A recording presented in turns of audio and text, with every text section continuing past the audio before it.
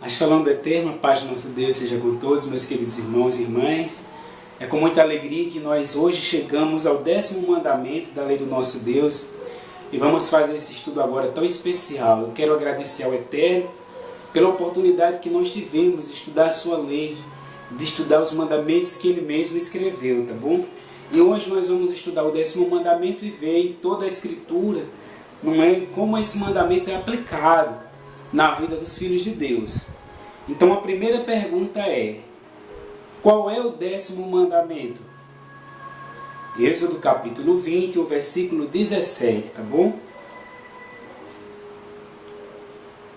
O 10º mandamento é: não cobiçarás a casa do teu próximo, não cobiçarás a mulher do teu próximo, nem o seu servo, nem a sua serva, nem o seu boi, nem o seu jumento, nem coisa alguma que pertença ao teu próximo. Amém? Então esse é o 10º mandamento, não cobiçarás. E em resumo diz, não cobiçarás a nada que pertence ao teu próximo. Deu aqui alguns detalhes de algumas coisas, né? A casa, a mulher, o animal, o servo. Mas em resumo diz, não cobiçarás a nada que pertença ao teu próximo. E a segunda pergunta que relaciona esse mandamento é: o que é cobiçar? Para você, meu querido, o que você entende como cobiçar? Né? Pela leitura do mandamento a gente já pode ter uma ideia. Cobiçar é a gente querer aquilo que já é de outra pessoa, não é? Cobiçar é sentir o desejo de conseguir, de tomar aquilo que é de outra pessoa. E isso é cobiçar. Nós vemos ali na história do rei Acais, ele cobiçou a vinha, né, ali daquele homem, e para isso ele chegou a matar o homem para poder tomar posse da vinha. Então cobiçar é um desejo maligno. A cobiça é um desejo de maligno. Então não cobiçarás, diz a palavra do Eterno, a palavra de Deus, o 10º mandamento. Então, com o que sempre começa a cobiça? Com o que sempre começa a cobiça? Você sabe? Vamos ver aqui Gênesis capítulo 3, nós temos uma ideia aqui. Com o que sempre começa a cobiça? Gênesis capítulo 3. Diz aqui o versículo 6. Vendo a mulher que a árvore era boa para se comer, agradável aos olhos, e árvore desejável para dar entendimento, tomou do seu fruto e comeu, e deu também ao seu marido, e ele comeu. Então a cobiça começa com o quê? Começa com o ver. Vendo a mulher que a árvore era boa para se comer e agradável aos olhos. Esse texto, meus amados irmãos, mostra que a cobiça, ela começa pelo ver, mas mostra que houve uma demora em ficar olhando, tá bom? Ela se deteve em olhar, e através daquele olhar surgiu em sua mente os pensamentos de querer comê-lo. Tá certo? Então a cobiça começa com isso aí, a pessoa se demorar em ficar olhando, né? Muitas vezes a cobiça pode vir até cada um de nós, mas se a gente não se demorar em ficar ali parado olhando, sentindo o desejo de querer, aí a gente consegue vencer. Não é o pecado da cobiça, desde que a gente não fique demorando, não se demore, não fique parado, né, quando ela vier a cada um de nós. O outro texto é 1 João capítulo 2. 1 João capítulo 2, quero convidar vocês a ler comigo o versículo 16. 1 João capítulo 2, o verso 16. Vejamos aqui o que diz a Escritura Sagrada. Porque tudo que há no mundo, a concupiscência da carne, a concupiscência dos olhos e a soberba da vida, não procede do Pai, mas procede do mundo. Então diz aqui, porque tudo que há no mundo há concupiscência. Concupiscência é o que? É a cobiça. A cobiça da carne, o desejo da carne, a cobiça dos olhos e a soberba da vida. Isso não procede de Deus, mas procede do mundo.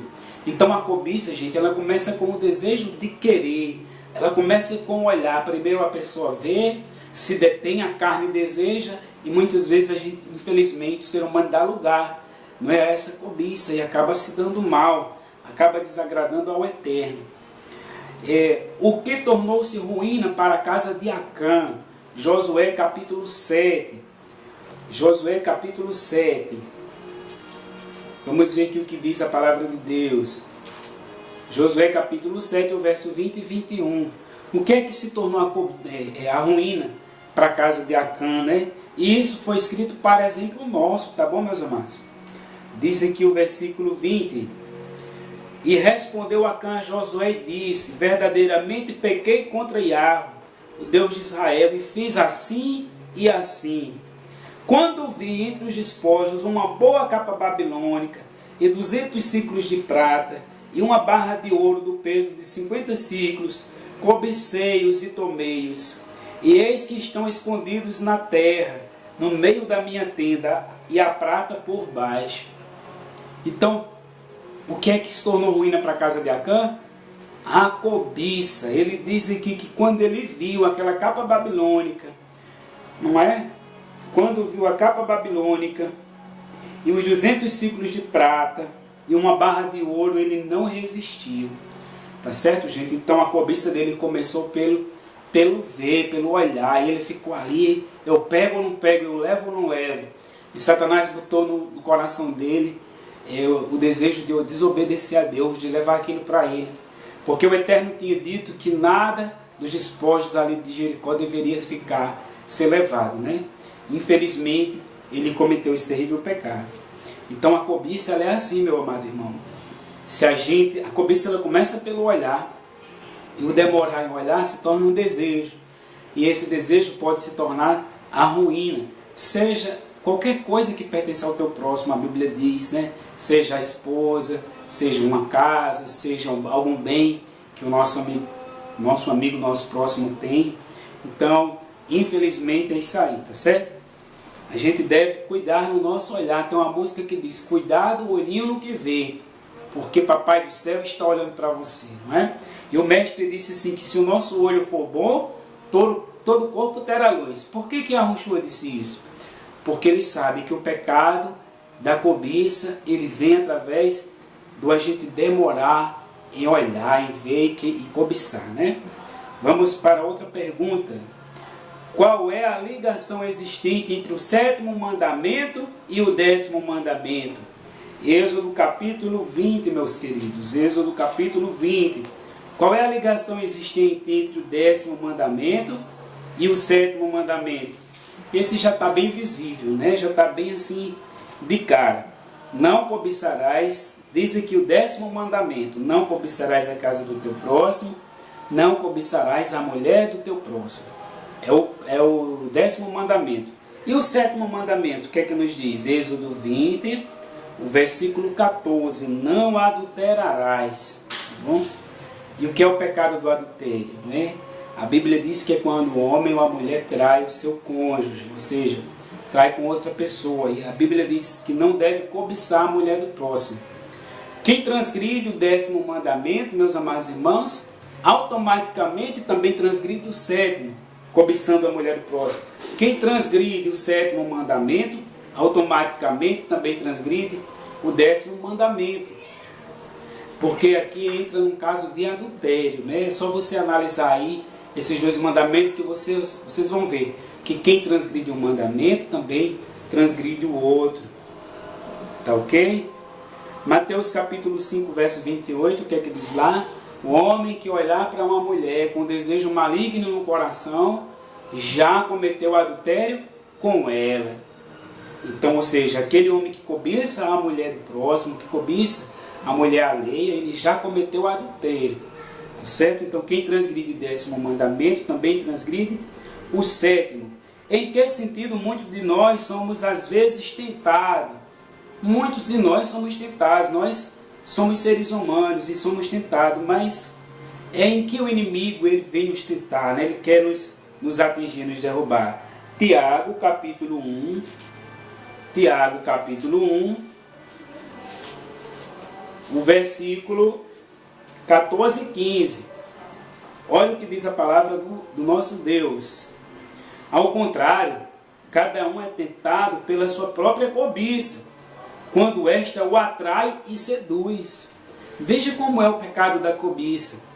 quando a gente dá lugar à cobiça, né, a um desejo no nosso coração cobiçoso, diz assim, cada um é tentado na sua própria cobiça, tendo esta, quando esta o atrai e seduz, ela é sedutora. Então a cobiça, depois de haver concebido, dá à luz o pecado, e o pecado, uma vez consumado, gera a morte.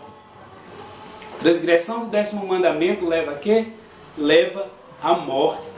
Tá vendo, gente? Então é muito importante a gente entender sobre esse mandamento. E cada um é tentado pela sua própria cobiça. Então, ou seja, afaste-se da cobiça, afaste-se de olhar, de se demorar.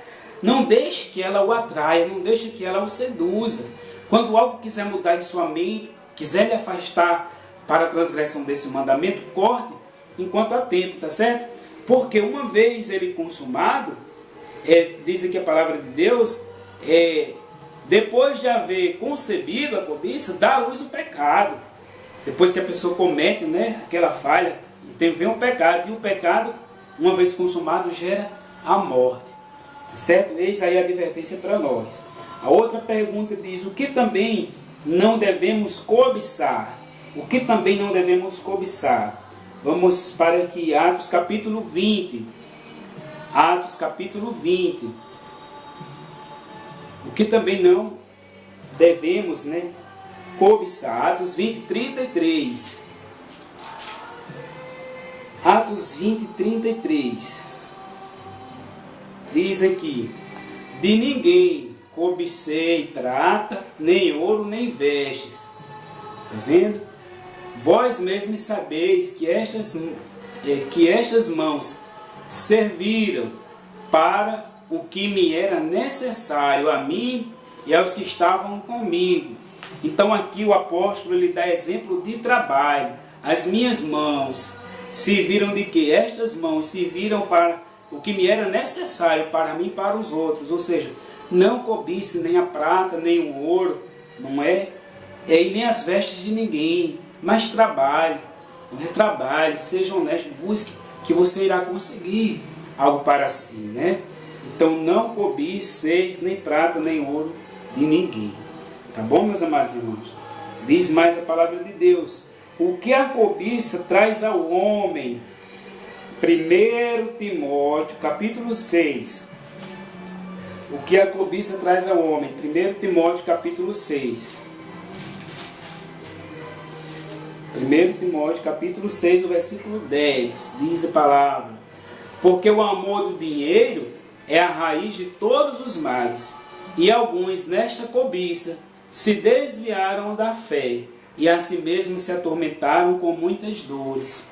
Então o que é que a cobiça traz ao homem? Muitas dores, existe uma consequência, não é?